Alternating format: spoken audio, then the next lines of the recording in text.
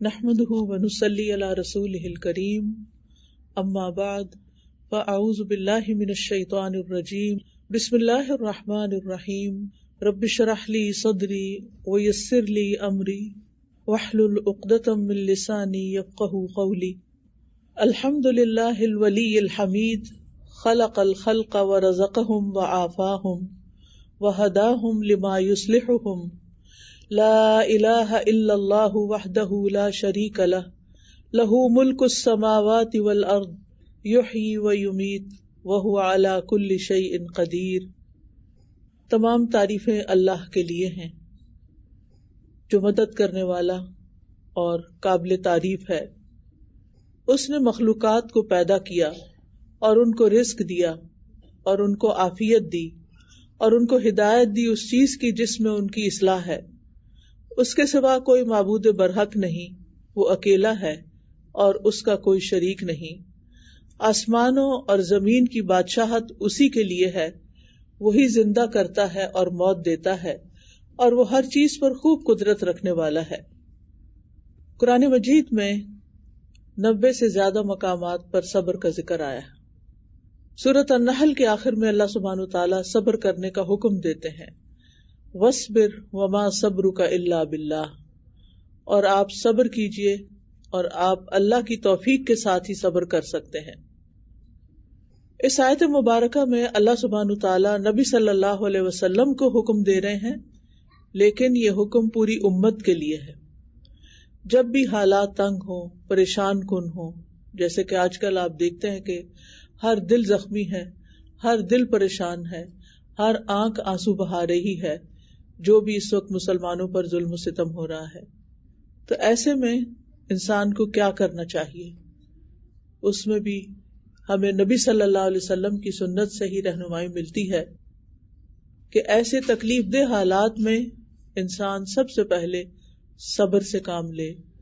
وَاسْتَعِینُوا بِالصَّبْرِ وَالصَّلَاةِ، اور دوسرا کام ہے نماز، اللہ کی طرف رجوع. اگر آپ نماز کی پابندی نہیں کرتے تو نماز پڑھنا شروع کریں، پابندی کریں، اور اگر آپ پابندی کرتے ہیں تو پھر تہجد بھی پڑھنے شروع کریں.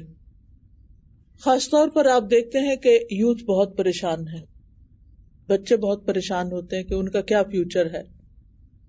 بات یہ ہے کہ ہم اس دنیا کے لیے تو پیدا ہی نہیں کیے گئے. اللہ تعالیٰ کے نزدیک اس دنیا کی حقیقت اور حیثیت ایک مچھر کے پر کے برابر بھی نہیں. تو اگر مچھر کا پر انسان سے چلا جائے تو کیا ہوگا؟ آپ اس پر افسوس کریں گے یا اس کے پیچھے اپنی جان گلا دیں گے؟ مسلمانوں میں سے تو ہر مسلمان اس بات کا یقین رکھتا ہے کہ جو شخص بھی اللہ کے راستے میں جان دیتا ہے وہ کیا کہلاتا ہے؟ شہید. اور شہید کے لیے اللہ تعالیٰ نے کیا حکم دیا ہے کہ اس کو کیا نہ کہو؟ مردہ. تم سمجھتے ہو کہ وہ مر رہے ہیں، وہ ڈیڈ ہیں؟ نہیں ہے کہ ہیں؟ نہیں ہے. وہ کیا ہے؟ زندہ ہیں. بس زندگی کی نوعیت بدل جاتی ہے. ایک یہ زندگی ہے جو ہم جی رہے ہیں اور ایک وہ زندگی ہے جو شہید جیتے ہیں. کون سی زندگی زیادہ افضل ہے؟ تو پھر غم کس بات کا؟ پھر غم کس بات کا؟ پریشانی کس بات کی؟ پریشانی اس وقت زیادہ ہوتی ہے جب انسان دنیا سے زیادہ محبت کرتا ہے اور انسان یہ سمجھتا ہے کہ اگر اس کی دنیا کا کوئی نقصان ہو گیا تو بس اس کے پاس کچھ بھی نہیں. مومن کو تو ایک کانٹا بھی چبھتا ہے تو اس کے لیے کیا ہے اجر. اس کے گناہ جھڑتے ہیں، اس کے درجات بلند ہوتے ہیں. تو پھر کانٹا چبھے تو کیا کرنا چاہیے؟ صبر کرنا چاہیے. یہاں اللہ سبحانہ وتعالیٰ فرما رہے ہیں وَاصْبِرْ، صبر اختیار کرو، صبر اختیار کرنے والے بنو، صبر پر استقامت اختیار کرو. لیکن صبر بھی اللہ کی توفیق سے ہی ہوتا ہے جب انسان اللہ کی طرف رجوع کرتا ہے. وَاصْبِرْ وَمَا صَبْرُكَ إِلَّا بِاللَّهِ، اور جان لو کہ یہ صبر تمہیں اللہ ہی کی طرف سے عطا ہونا ہے. تو یہ آیت بہت ہی خوبصورت ہے اور اس آیت مبارکہ سے دو باتیں معلوم ہوتی ہیں. نمبر ایک یہ کہ اللہ تعالیٰ ہمیں صبر کرنے کا حکم دے رہے ہیں کہ صبر کرو. دوسری بات یہ کہ جو صبر کرنا چاہتا ہے اسے اللہ تعالیٰ ہی صبر دیتا ہے. یعنی آپ صبر کرنے کا ارادہ کریں کسی بھی تکلیف کسی بھی مشکل پر، کیونکہ دنیا جو ہے یہ ایک امتحان کی جگہ ہے. تو امتحان چھوٹا ہو یا بڑا ہو امتحان ہی ہوتا ہے. اس کی ایک ٹینشن ہوتی ہے، انسان کو پریشانی ہوتی ہے، غم ہوتا ہے، فکر ہوتی ہے، بے چینی ہوتی ہے، اضطراب ہوتا ہے. تو ایسے موقع پر پھر کیا کر سکتے ہیں؟ اس چیز کو ٹال تو نہیں سکتے جو ہمارے ساتھ ہو رہی ہوتی ہے، اس کے جانے کا بھی ایک وقت ہوتا ہے. اگرچہ کوئی مصیبت ہمیشہ باقی نہیں رہتی، ہر مشکل جو ہے ایک وقت چلی جاتی ہے، لیکن پھر انسان کیا کرتا ہے؟ اجر پا لیتا ہے. کون؟ جو صبر کرتا ہے. تو بات یہ ہے کہ ہم کوئی بھی کام اللہ کے اذن کے بغیر نہیں کر سکتے. دنیا میں جو کچھ بھی ہوتا ہے اللہ کے اذن کے ساتھ ہی ہوتا ہے. اگر ہم صبر کرنا چاہیں تو ہمیں اللہ تعالیٰ سے مانگنا چاہیے کہ اللہ تعالیٰ ہمیں صبر عطا کرے. وہ کون سی دعا ہے صبر کی؟ ربنا افرغ علینا صبرا وثبت اقدامنا وانصرنا علی القوم الکافرین. اے ہمارے رب ہم پر صبر انڈیل دے. ایک ہوتا ہے نا آپ شاور کے نیچے نہاتے اور ایک ہوتا ہے کہ بالٹی پوری اوپر آپ کے ڈال دے، تو یہ افرغ ہوتا ہے، یعنی پورے کا پورا ہمارے اوپر ڈال دے، یعنی ہمیں مکمل صبر عطا کر دے. وثبت اقدامنا، اور ہمارے قدم جما دے، یعنی اس صبر پر بھی جما دے اور دشمنوں کے مقابلے میں بھی جما دے اور کافر قوم کے مقابلے میں ہماری مدد فرما. تو اس سے یہ پتہ چلتا ہے کہ صبر اللہ ہی سے مانگنا چاہیے، کیونکہ اللہ کے علاوہ کوئی صبر نہیں دے سکتا. ہم کیا کرتے ہیں جب کوئی تکلیف آتی ہے تو ہم لوگوں کے پاس جاتے ہیں، لوگوں سے بیگ کرتے ہیں کہ کوئی ہماری بات سن لے، کوئی ہمیں دلاسا دے دے. ٹھیک ہے، وہ بھی ایک ضرورت ہے، لیکن لوگ ہمارے لیے کچھ کر نہیں سکتے. آج کل ہر شخص پوچھتا ہے ہم کیا کریں، کیا کر سکتے ہیں. آپ سوچیں، سارے مل کے بھی سوچے تو کچھ سمجھ تو نہیں آتی نا. تو اللہ سبحانہ و تعالیٰ ہی انسان کو ہر چیز دے سکتا ہے جو وہ مانگتا ہے، اور اسی کے در پہ جانا چاہیے، کیونکہ ہر انسان اللہ کا محتاج ہے. کوئی بندہ ایسا نہیں کہ جسے اللہ کی ضرورت نہ ہو. ہم میں سے ہر بندے کو ہے. اور یہ بھی کہ کوئی کام اللہ کی مرضی کے بغیر بھی نہیں ہوتا. ہماری اس زندگی کے لیے کسی بھی چیز کی جو ہمیں ضرورت ہے، چھوٹی چیز ہو یا بڑی چیز، وہ ساری کی ساری کہاں سے پوری ہو سکتی ہے؟ اللہ سے.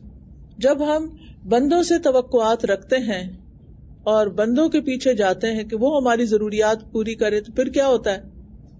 مایوسی. وہ ہماری توقعات پہ پورے نہیں اترتے. تو ہمیں اپنے رنج اور غم اور دکھ کی فریاد کس سے کرنی چاہیے؟ اللہ سبحانہ و تعالیٰ سے کرنی چاہیے. انبیاء علیہ السلام کا یہی طریقہ رہا ہے. سورۃ القصص میں موسیٰ علیہ السلام کے حالات بہت تفصیل سے بیان ہوئے ہیں.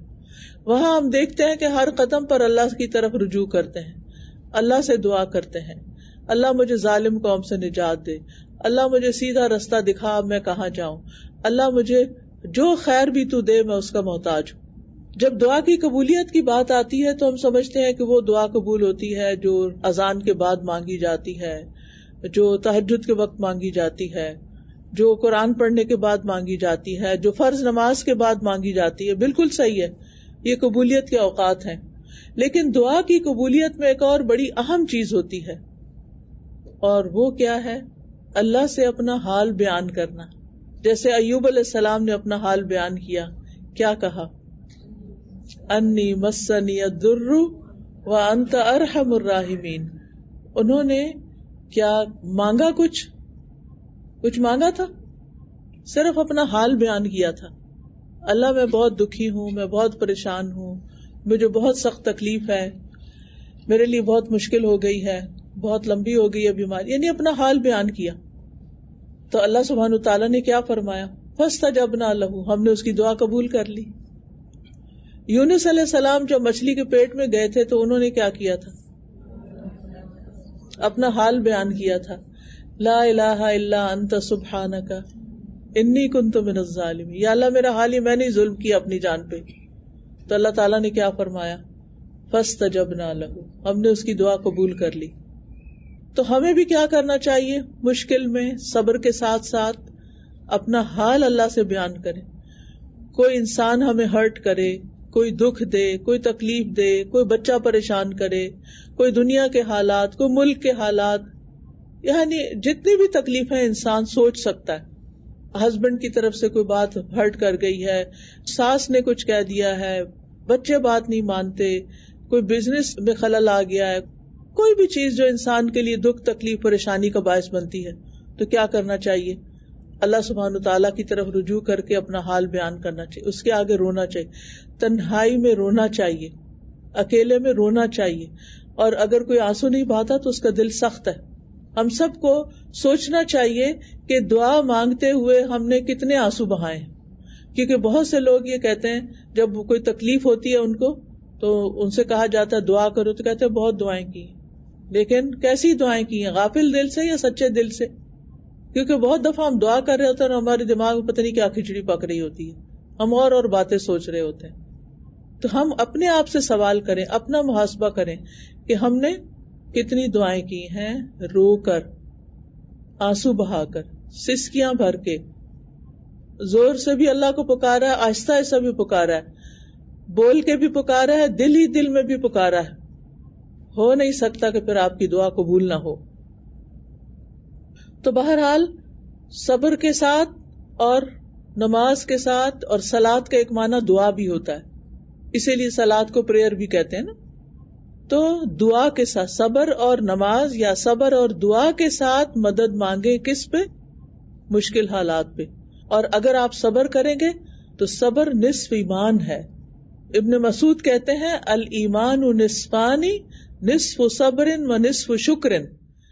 ایمان کے دو حصے ہیں، آدھا حصہ ایمان کا صبر ہے اور باقی آدھا ایمان اللہ کا شکر ادا کرنا ہے۔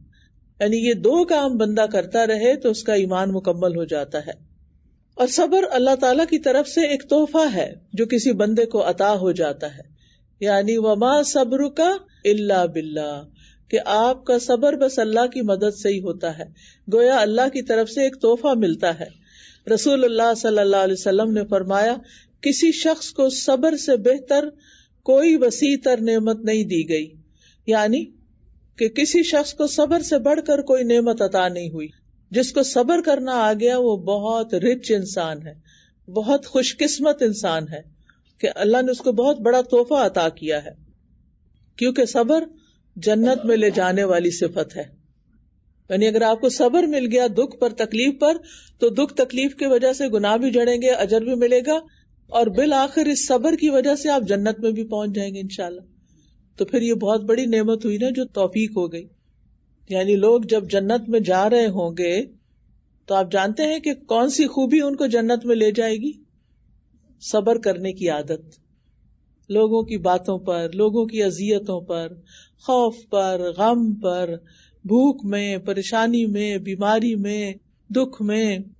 قرآن مجید میں آتا ہے اولئک یجزون الغرفۃ بما صبروا ویلقون فیہا تحیۃ وسلاما، یہی لوگ ہیں جو اپنے صبر کے بدلے جنت میں بالا خانے دیے جائیں گے، یعنی بہت اونچی بلند عمارتیں، اور وہ اس میں دعائے خیر اور سلام سے استقبال کیے جائیں گے، اور انہیں کیا کہا جائے گا؟ سلام علیکم بما صبرتم فنعم عقبی الدار، سلام ہو تم پر اس صبر کے بدلے جو تم نے کیا۔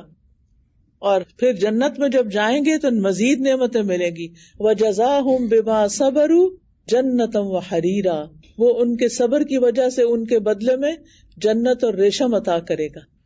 تو اس سے یہ پتہ چلتا ہے کہ جنت کی نعمتیں کس کے بدلے میں ملتی ہیں؟ صبر کرنے کے بدلے میں ملتی ہیں۔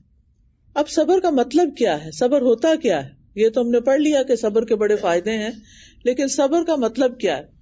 صبر کا مطلب ہے حبس، روک لینا۔ جیسے سانس روک لیتے ہیں نا تو سانس باہر نہیں نکالتے، اسی طرح خود کو روک لینا، اپنے آپ کو سنبھال لینا، کسی چیز سے بچ جانا، یہ سب صبر ہے۔ امام ابن تیمیہ کہتے ہیں صبر یہ ہوتا ہے کہ جس میں انسان کوئی شکوہ شکایت نہ کرے اور نہ ہی گھبراہٹ ظاہر کرے، ٹھیک ہے، یعنی کام ڈاؤن ہو جائے۔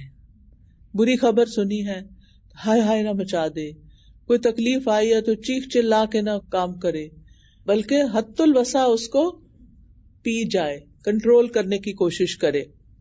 یعنی جب آپ کو کوئی تکلیف پہنچے تو کسی قسم کی کوئی شکایت نہ ہو، نہ اللہ کی نہ بندوں کی. پھر گھبراہٹ سے یا پینک ہونے سے رک جانا، بلکہ دوسروں کو بھی کام ڈاؤن کرنا، صبر سے کام لو، کیونکہ وتواصوا بالحق وتواصوا بالصبر. یہ کنٹیجیس ہوتا ہے، ایک روتا ہے تو دوسرے کو بھی رونا آ جاتا ہے، ایک چیخیں مار رہا ہے تو دوسرا بھی ساتھ شامل ہو جاتا ہے. تو اس میں انسان کو سنبھل کر دوسروں کو بھی خاموش کرانا چاہیے. جزا فضا سے رک جانا اور کسی قسم کی بے چینی اور اپنی حرکات و سکنات پر طاری نہ ہونے دینا.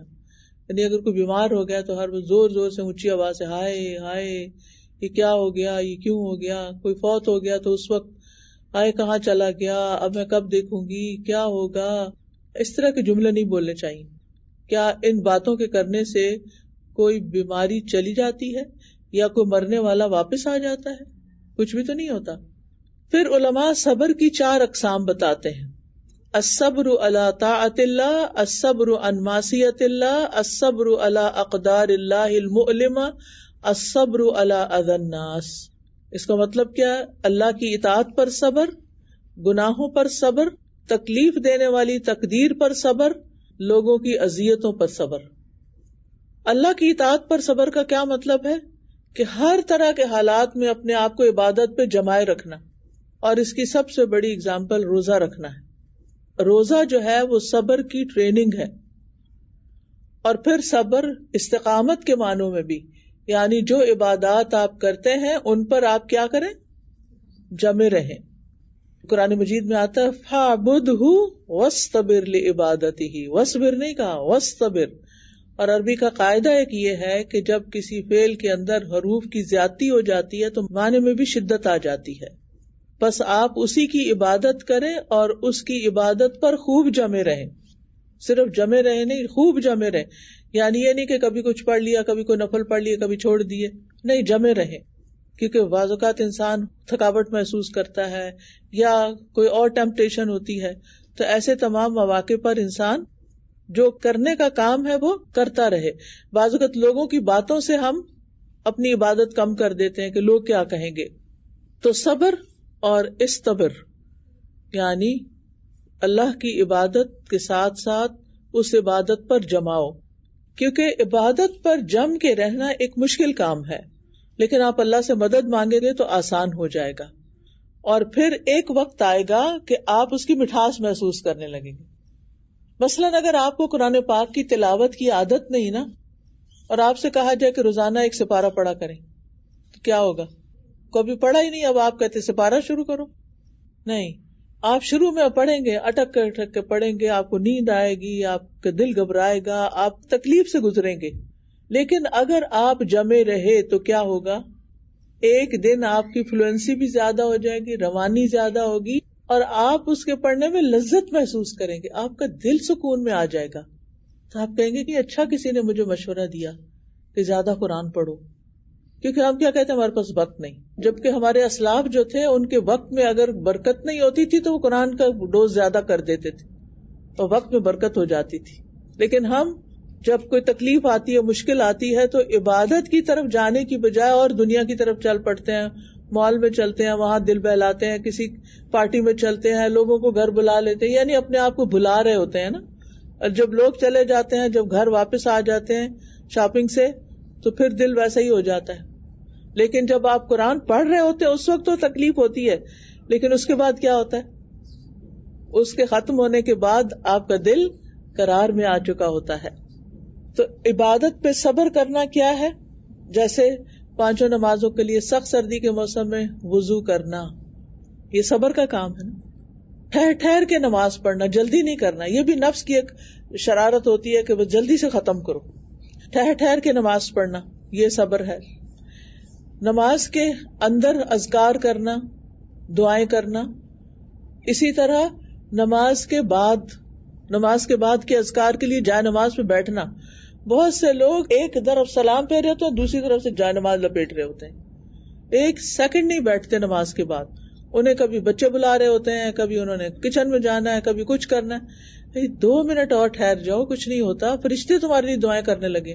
کیونکہ وضو کی حالت میں جب تک بندہ نماز کے بعد مصلی پہ بیٹھا رہتا ہے، فرشتے دعائیں کرتے ہیں، اللہم اغفر لہ، اللہم ارحمہ، اللہ اس کو بخش دے، اللہ اس پہ رحم فرما. وہ دعائیں نہیں لینی ہم نے، وہ دعائیں لینے کے لیے کچھ دیر ادھر رک جایا کریں. پھر آپ دیکھیے کہ روزانہ کی تلاوت کا وقت مقرر کرنا، اس کی پابندی کرنا یا ٹارگٹ سیٹ کرنا اور اس کو میٹ کرنا. پھر رمضان کے روزے رکھنے کے لیے صبر، اور پھر یہ کہ اس کے ساتھ ساتھ نفلی روزوں پر بھی صبر. پھر اسی طرح ایک اور صبر کا امتحان ہوتا ہے عبادات میں، اور وہ ہوتا ہے گھر والوں کو ساتھ لکھ کے چلنا. آپ بچوں کو اٹھاتے ہیں فجر کے لیے، اٹھو نماز پڑھ لو، اٹھو نماز پڑھ لو. وہ نہیں پڑھتے، آپ کہتے ہیں نہیں پڑھتے تو سوئے رہے، میں تو اپنی پڑھنے لگے. آپ کیا کرتے ہیں؟ آپ اپنی نماز شروع کر دیتے ہیں اور ان کی نماز رہ جاتی ہے، کیونکہ آپ نے صبر نہیں کیا. آپ صبر سے کام لیتے، دوبارہ چلے جاتے. چلو تھوڑے آپ کی طرح اول وقت نہیں اٹھتے تو کم از کم آخر وقت میں اٹھ جائیں، لیکن ان کی نماز تو نہ جائے.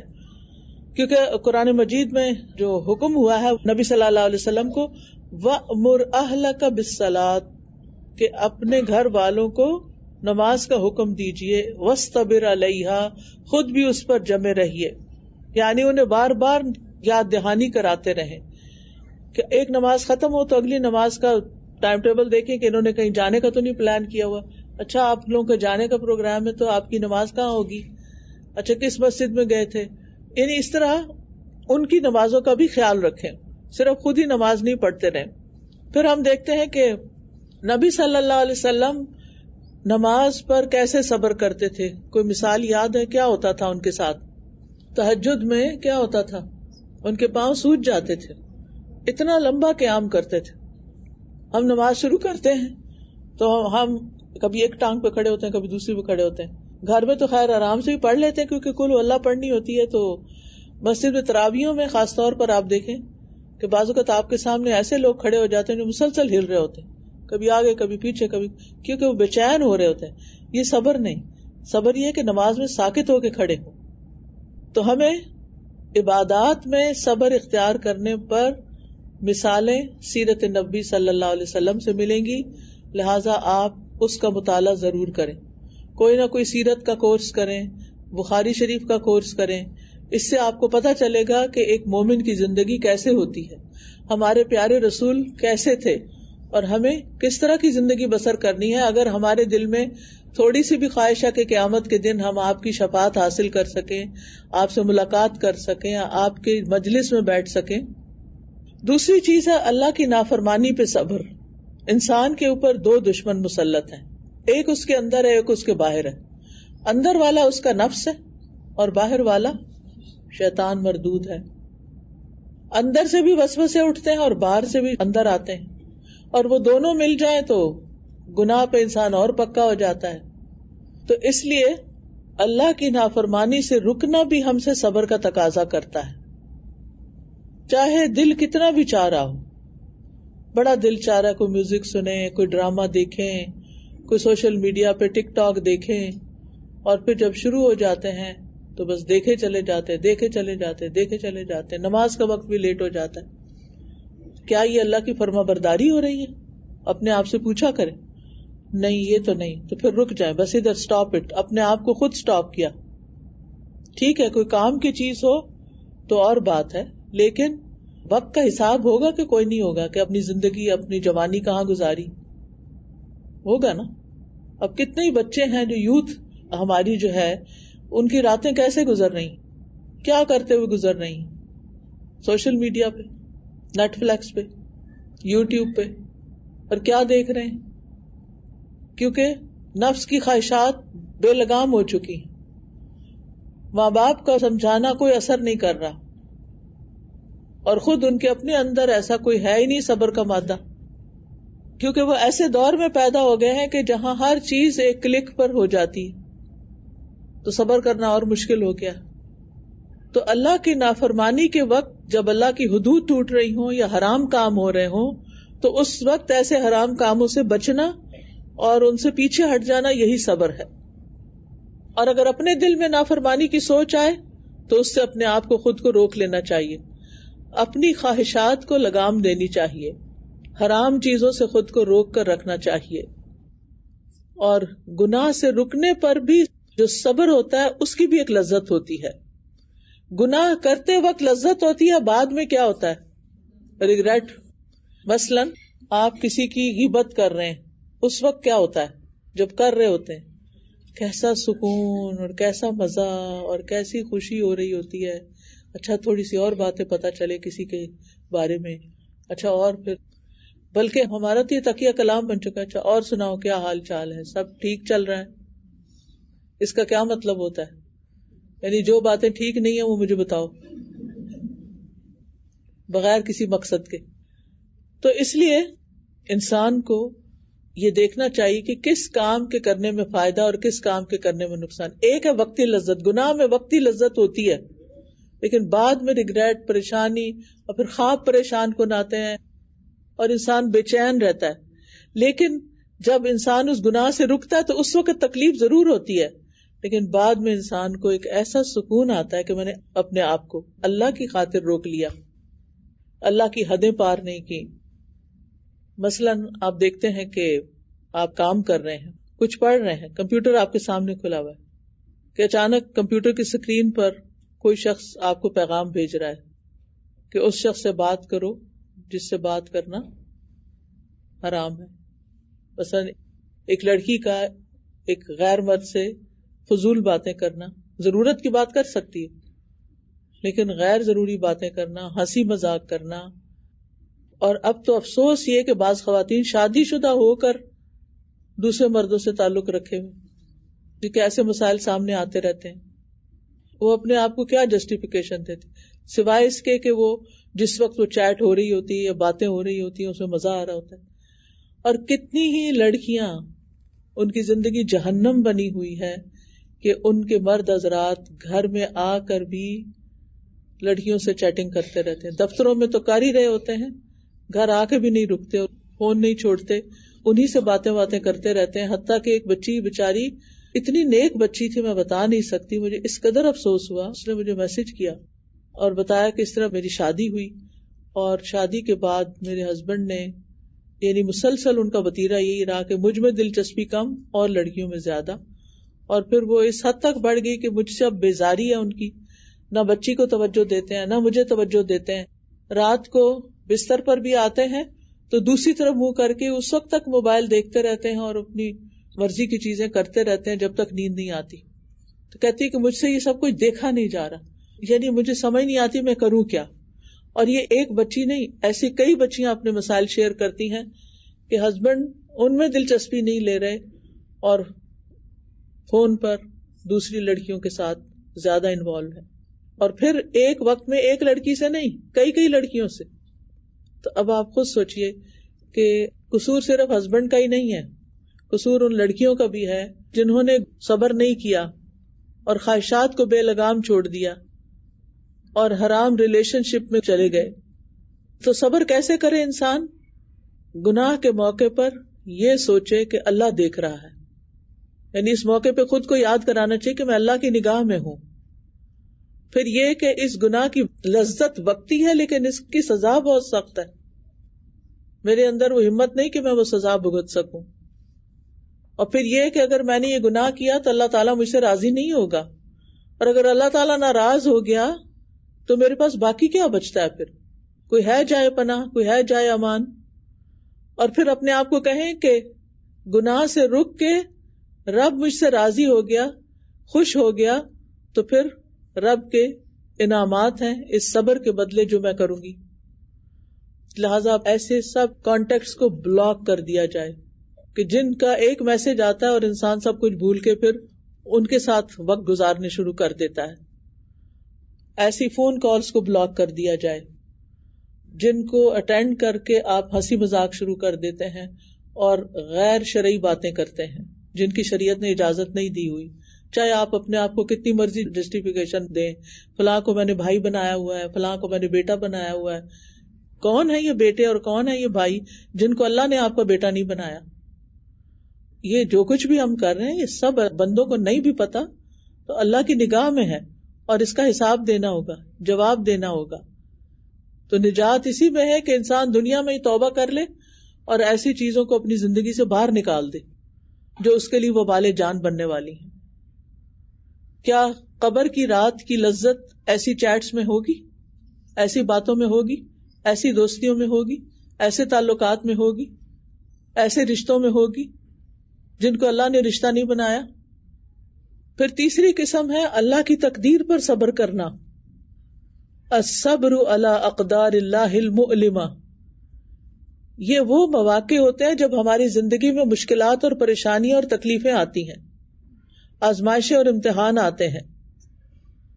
تو اس میں کیسے صبر کریں؟ ہاؤ ٹو بی پیشنٹ، صبر کریں کیسے؟ تو اس میں صبر یہ ہے سب سے اہم، یعنی کوئی فوت ہو گیا ہے، کوئی بیمار ہو گیا، کچھ ٹوٹ گیا، کچھ گر گیا، کچھ گم گیا ہے، کچھ بھی نقصان پہنچا آپ کو، تو آپ کیا کریں؟ پہلا کام انا للہ و انا الیہ راجعون، اور چپ، کوئی شکوہ شکایت نہیں، کوئی بلیم گیم نہیں کہ اس کی وجہ سے ہوا، فلاں نے ایسا کیا، اس نے ایسا، اس وجہ سے یہ ہو گیا، نہیں. کوئی منفی جملہ زبان سے نہیں نکالنا، کوئی منفی بات زبان سے نہیں نکالنی، کیونکہ جو بھی ہم بولیں گے وہ اس کا کیا ہوگا؟ لکھا جائے گا، اور لکھ کر کہاں جائے گا؟ اعمال نامے کا حصہ بنے گا. پھر قیامت کے دن دکھایا جائے گا کہ یہ تم نے کہا تھا اللہ کے بارے میں، اور یہ کہا تھا تم نے بندوں کے بارے میں. وہ کہتا نا ایک چپ 100 سکھ، حدیث میں آتا ہے من سمت نجا، جو چپ رہا اس نے نجات پائی، اور جس نے تبصرہ شروع کر دیا اس کی زبان سے غلط سلط باتیں نکلی جو ساری اس کے خلاف حجت بننے والی ہیں. پھر یہ کہ غم اور غصے کے موقع پر اللہ پر کوئی اعتراض نہیں کرنا کہ اللہ تو نے میری تقدیر ایسی کیوں بنائی، اللہ پھر تو نے مجھے یہ دیا ہی کیوں تھا اگر لینا تھا، کسی کی اولاد چلی گی مثلا، میری فلاں جگہ شادی کیوں ہوئی، میں تو اس پہ راضی ہی نہیں تھی. بار بار اسی طرح کی باتیں سوچنا، اور اللہ نے مجھے ہی یہ بیماری کیوں دی، میرے بہن بھائیوں میں سے تو کسی کو ایسی بیماری نہیں آئی، مجھے کیوں آئی، میرے آس پاس کے لوگ تو سارے ٹھیک ٹھاک صحت مند ہیں، میں کیوں ہر اسپتالوں کے چکر کاٹ رہی ہوں. ایسی باتیں نہیں سوچنا. یہ اللہ کا فیصلہ تھا، اس میں کچھ حکمت تھی، اللہ نے آپ کو کچھ سکھانا تھا، اللہ نے اس کے ذریعے گناہ دھونے تھے جن کی طرف توجہ ہی نہیں تھی اور توبہ استغفار ہی نہیں تھی، اللہ نے اس کی وجہ سے درجات بلند کرنے تھے. لہذا اللہ پر کوئی اعتراض نہیں، کیونکہ اعتراض کرنے سے، فضول باتیں کرنے سے صبر کی نفی ہو جاتی ہے. تو مشکلات کے وقت صبر کیسے کریں؟ انا للہ و انا الیہ راجعون پڑھ کر اللہ سے اچھی امید رکھ کے اچھے جملے بولیں. جب کوئی بیمار ہو جاتا تھا تو نبی صلی اللہ علیہ وسلم اس کی عیادت کے وقت کہتے تھے ابشر، خوش ہو جاؤ، یعنی یہ بیماری گناہ دھونے کے لیے آ گئی، یعنی اچھے جملے. اور ویسے بھی فَإِنَّ مَعَ الْعُسْرِ يُسْرًا، إِنَّ مَعَ الْعُسْرِ يُسْرًا، تنگی تکلیف آ گئی ہے تو کوئی بات نہیں، اس کے ساتھ آسانی بھی آئے گی. اور انا للہ کا کیا مطلب ہے؟ انا للہ و انا الیہ راجعون، بے شک ہم اللہ کے ہیں اور اللہ ہی کی طرف پلٹ کے جانے والے ہیں. یہ جملہ کون کہہ سکتا ہے؟ جو واقعی اللہ کو پہچانتا ہو، جو اللہ کی قدر جانتا ہو، جو اللہ پر یقین اور بھروسہ رکھتا ہو. تو واقعی ہم اللہ سے ملاقات کے امیدوار ہیں، واقعی ہم اللہ سے ملاقات چاہتے ہیں اور خوبصورت ملاقات چاہتے ہیں. ایک دن تو اس کے سامنے جا کے کھڑے ہونا ہے نا، جب کوئی بھی ہمارے ساتھ نہیں ہوگا. تو یہ وقت جن پہ ہم نے اللہ کے فیصلوں پہ صبر کر لیا، یہ وقت کیا بن جائیں گے؟ اس وقت خوبصورتی اور خوشگواری کا سبب بنیں گے. اور جب آپ سوچ سمجھ کے یہ الفاظ کہیں گے نا انا للہ و انا الیہ راجعون، تو یہ الفاظ آپ کو سکون دے دیں گے، خوشی دے دیں گے. کیونکہ بعض اوقات ہم کہتے ہیں انا للہ، بس اتنا ہی کہہ دیتے ہیں. اتنا نہیں کہنا، پورا کہنا ہے انا للہ و انا الیہ راجعون. تو جب میں لوٹ کے اپنے رب کے پاس واپس جاؤں گی تو اس پریشانی پر کیے گئے صبر پر مجھے اجر و ثواب دے کر بہت خوشی ہوگی، اور وہ خوشی پائیدار ہوگی. اور زندگی میں پیش آنے والی مختلف آزمائشیں ہیں جن کا ذکر سورۃ البقرہ میں آتا ہے. وَلَنَبْلُوَنَّكُمْ بِشَيْءٍ مِّنَ الْخَوْفِ وَالْجُوعِ وَنَقْصٍ مِّنَ الْأَمْوَالِ وَالْأَنفُسِ وَالثَّمَرَاتِ وَبَشِّرِ الصَّابِرِينَ، اور ہم تمہیں خوف اور بھوک اور مالوں اور جانوں اور پھلوں کی کمی میں سے کسی نہ کسی چیز کے ساتھ ضروری آزمائیں گے، اور صبر کرنے والوں کو خوشخبری دے دیجیے. یعنی تکلیف کس کا باعث بن گئی؟ خوشخبری کا باعث بن گئی، انعام کا باعث بن گئی. تو صبر آ جاتا ہے نا پھر کہ یہ تکلیف جو ہے یہ میرے لیے خوشخبری لے آئی ہے کہ اللہ کے ہاں بہت بڑا اجر ہے. تو ان الفاظ کی زبان سے ادائیگی بھی صبر ہے، اور دل سے سوچ کے پڑھنا بھی صبر ہے، اور صبر پر اجر ہے. اگر ایک دفعہ کہنے سے دل پہ اثر نہیں ہوا تو پھر دوبارہ کہیں انا للہ و انا الیہ راجعون، انا للہ و انا الیہ راجعون. اور پھر جب کبھی وہ مصیبت یاد آئے پھر پڑھیں، اتنا ہی اجر ملے گا جتنا پہلی دفعہ ملا تھا، کیونکہ صبر تو صدمے کی پہلی چوٹ پہ ہوتا ہے، اس صبر پر اجر ہوتا ہے. پھر اسی طرح آپ دیکھیں بچوں کی پرورش صبر والا کام ہے یا نہیں؟ سب سے زیادہ مشکل کام.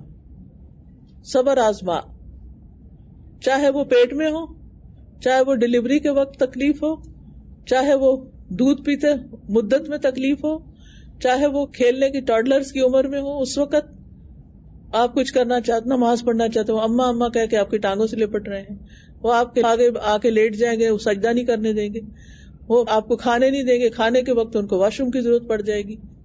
پھر آپ انہیں نہلانا چاہیں گے تو اس پہ ضد کریں گے، اسکول بھیجنا چاہیں گے تو رونا شروع کر دیں گے، اسکول سے آئیں گے تو ہوم ورک کرنے کا نام نہیں لیں گے.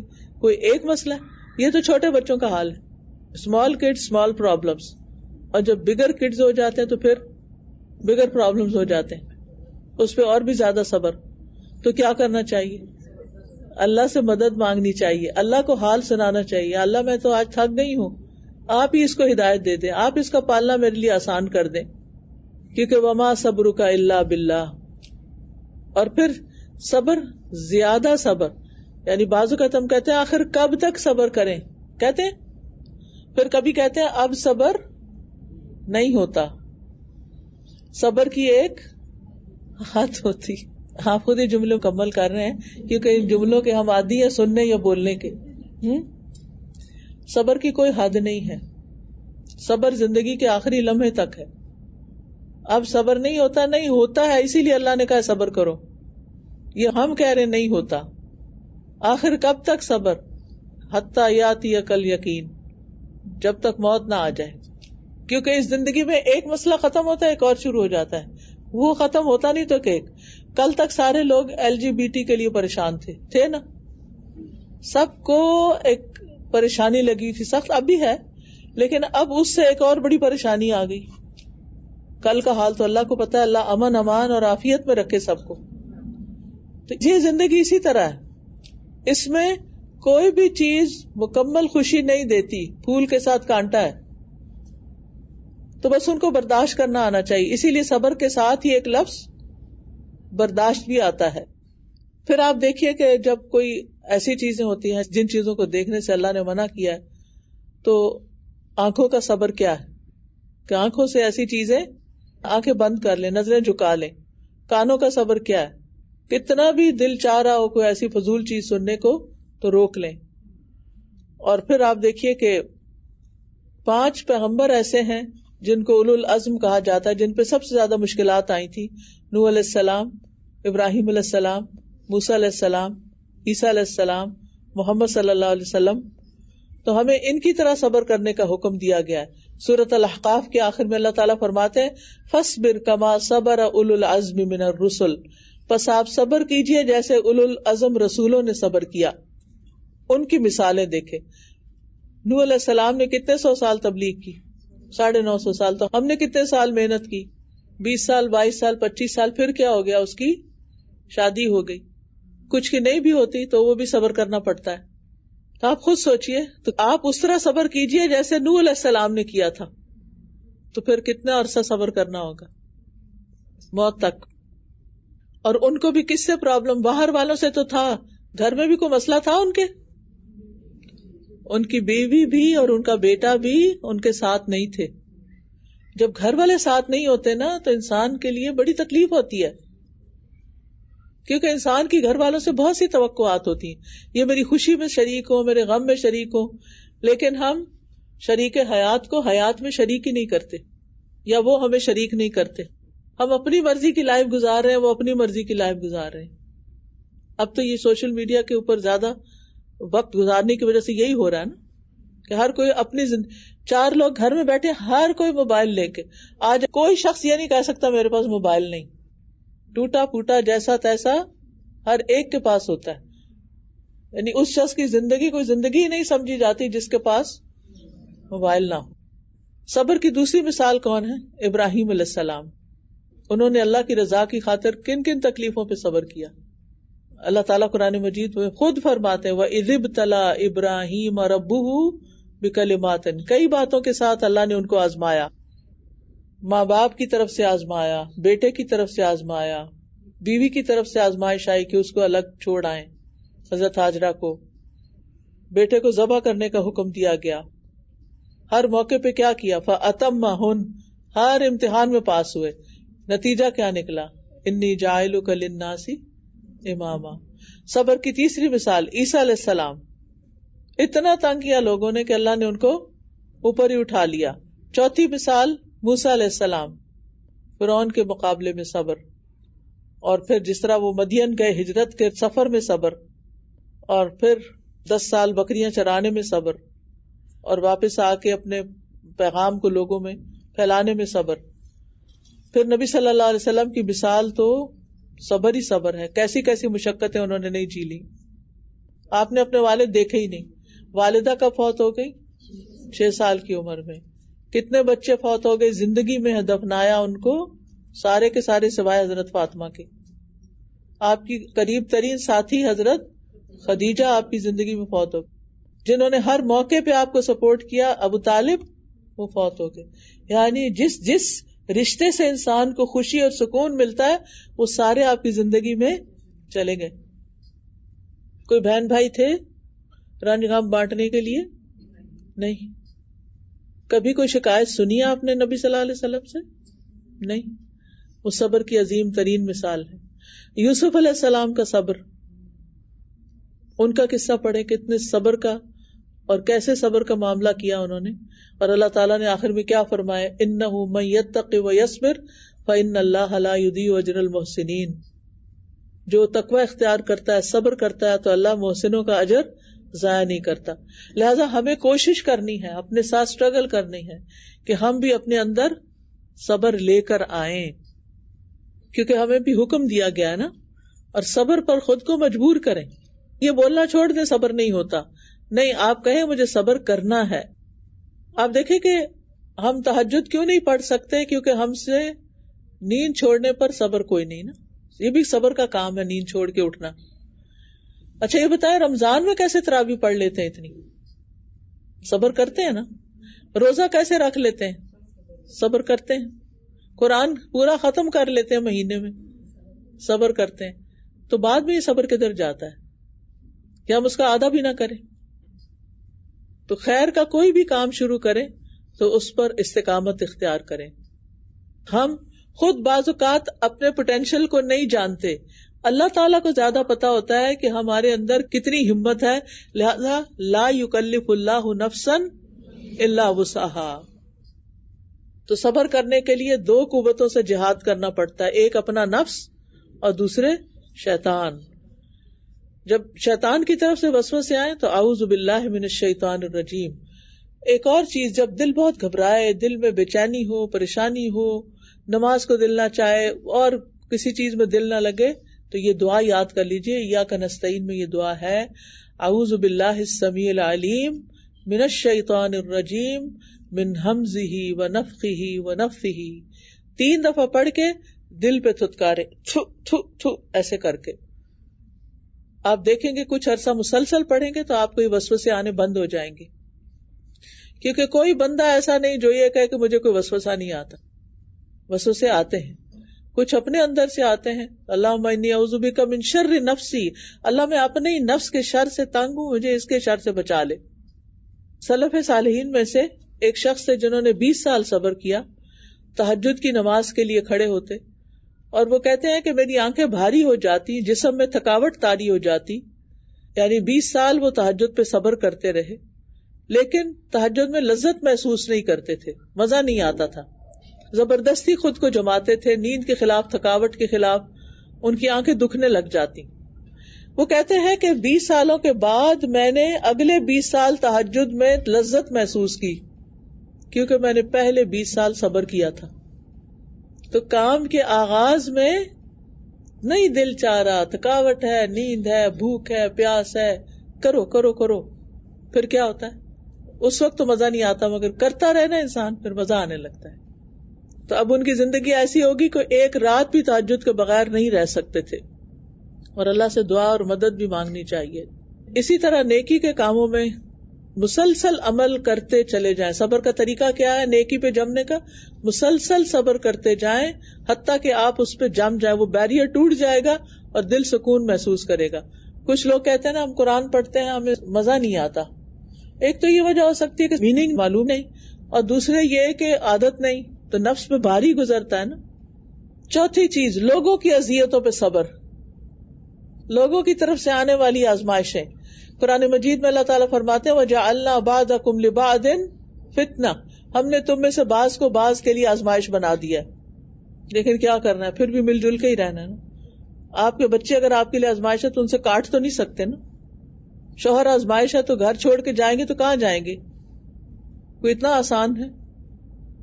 ان لوگوں کی کہانیاں سنیں جنہوں نے گھر چھوڑا اور پھر کہیں کے بنا رہے، ہر چیز تتر بتر ہو کے رہ گئی، اولاد بکھر گئی، مال بکھر گیا، اکیلی عورت سے دھوکے فراڈ ہو گئے.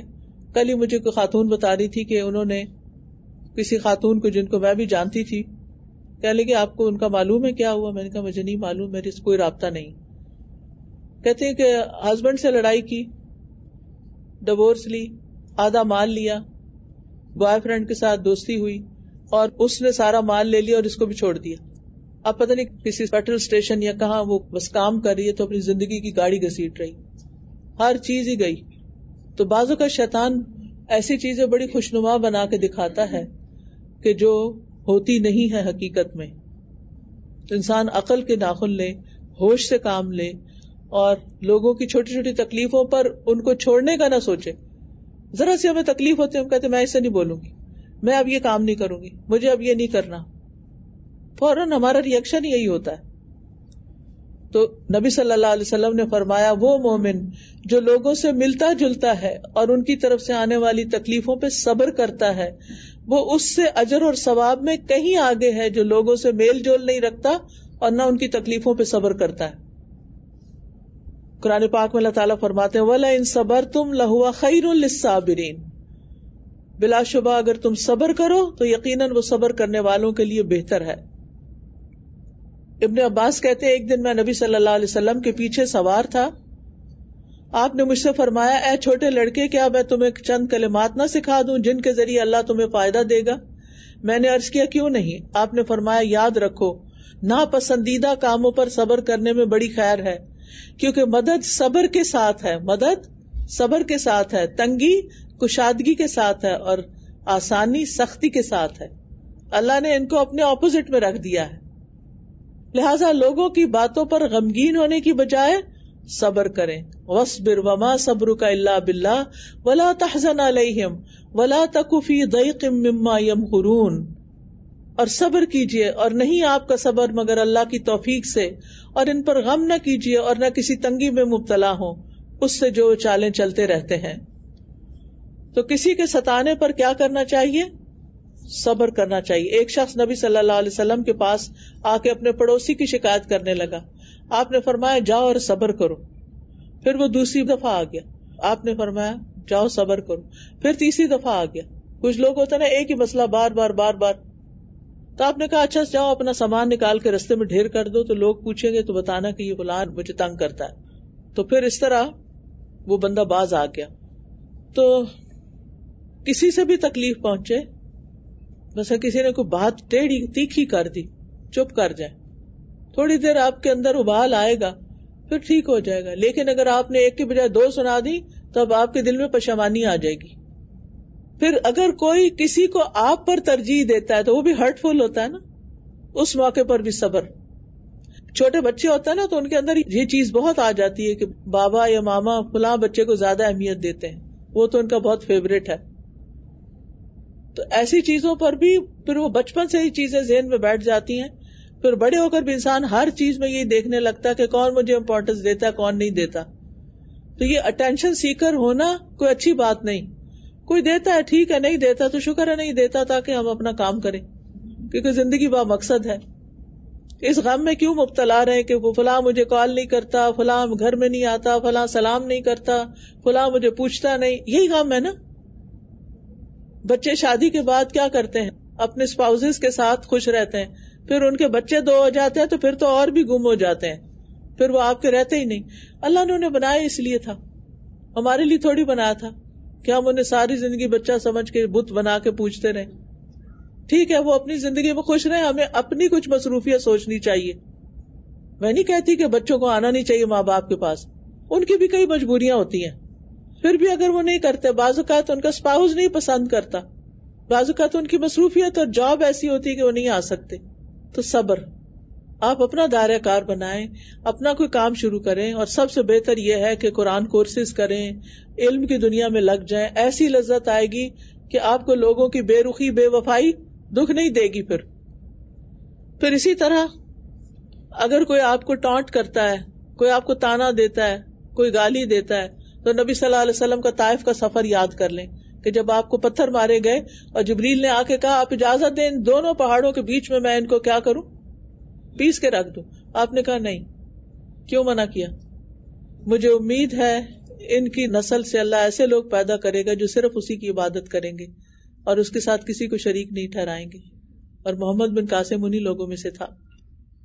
تو خلاصہ یہ ہے کہ اللہ کی اطاعت پہ جم جائیں, تقدیر پر صبر کریں, نافرمانیاں چھوڑنے پر صبر کریں, اپنے غم اور دکھ کی شکایت اور فریاد اللہ سے کریں, بندوں سے شکوے نہ کریں, جزا فضا نہ کریں, اللہ کو الزام نہ دیں, اللہ کی رضا میں راضی رہیں, زبان پر رب کی رضا کے کلمات ہی رہیں, اور سب سے بڑی بات یہ کہ دعا کریں, ربنا افرغ علینا صبرا وثبت اقدامنا وانصرنا علی القوم الکافرین, ربنا افرغ علینا صبرا وتوفنا مسلمین, اللہم اجرنا فی مصیبتنا واخلف لنا خیرا منها, یا حی یا قیوم برحمتک نستغیث, لا الہ الا انت سبحانک انی کنت من الظالمین, اللہ اللہ ربی لا اشرک به شیئا, لا الہ الا اللہ العظیم الحلیم, لا الہ الا اللہ رب العرش العظیم,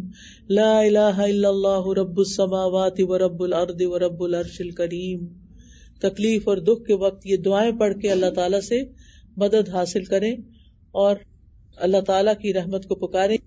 کچھ کام ایسے ہوتے ہیں کہ جن کو کرنے سے انسان کی زندگی میں برکت اور رحمت آتی ہے, جن میں سے ایک صلہ رحمی کرنا ہے.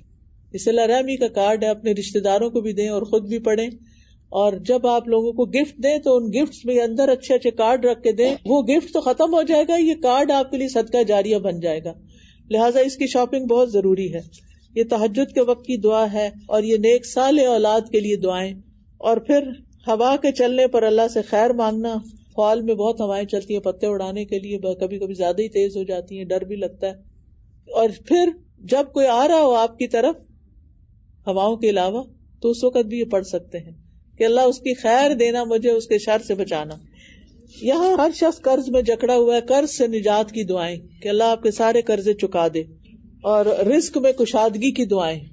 کتنے خوبصورت کارڈز ہیں, اور جو آپ کے دوست احباب پریشان ہو ان کو بھی دے سکتے ہیں. پھر تسبیحات ہیں اور ان کی فضیلتیں ہیں, کیونکہ ہر وقت ذکر کرتے رہنا چاہیے, یہ صبر لانے والا ہوتا ہے. پھر صبح شام کے مسنون اذکار ہیں, اور قرآنی اور مسنون دعائیں ہیں جو آپ شروع سے پڑھنا شروع کرا کریں. ہر نماز کے بعد یا تہجد کے وقت پڑھ کے ساری قرآن کی دعائیں اور سنت کی دعائیں جو ہیں آپ مانگ بیٹھیں گے انشاءاللہ. اب چونکہ وقت کافی ہو گیا ہے, اس لیے میں اجازت چاہتی ہوں.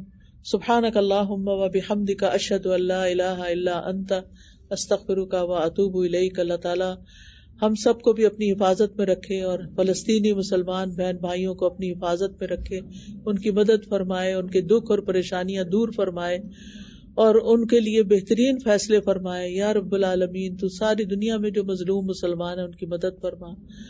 اور ہمیں گناہوں سے بچا جو ہمارے لیے زوال اور وبال کا باعث بنتے ہیں. یا رب العالمین ہمیں صحت اور عافیت عطا فرما، ہمارے والدین پر اپنی رحمت فرما، ہمیں نیکی کے کاموں کا شوق عطا فرما اور برائیوں سے بچا لے.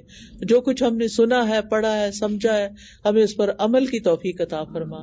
ربنا تقبل منا انک انت السمیع العلیم وتب علینا انک انت التواب الرحیم. وصلی اللہ تعالی علی خیر خلقہ محمد وعلی آلہ واصحابہ واہل بیتہ اجمعین برحمتک یا ارحم الراحمین. السلام علیکم ورحمۃ اللہ وبرکاتہ.